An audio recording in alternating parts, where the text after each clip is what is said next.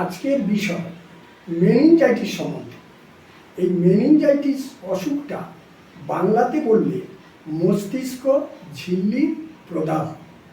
এই অসুখটা কাদের বেশি হয়? 6 মাস থেকে 6 বছরের বাচ্চাদের বেশি হয়। প্রথম শুরুটা হয় কিভাবে?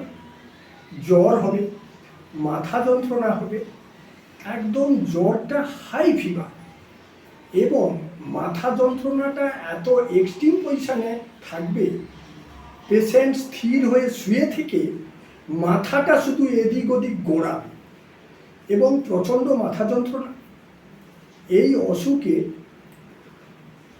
লস অফ মেমোরি হয়ে যায়, ল্যাক অফ কনসেন্ট্রেশন হয় এবং ড্রাউজিনেস থাকে এবং ঘাড় স্টিফনেস হয়ে যায়।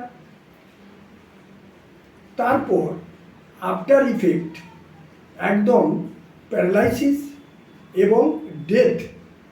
এর টেস্ট কিভাবে করা হয়?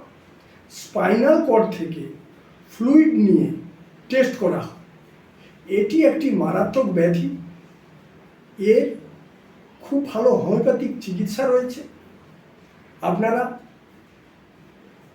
এসে চিকিৎসার বিধান নিতে পারেন। ডাক্তার অরূপ সিংহটাল, চেম্বার, শিবপুর, হাওড়া।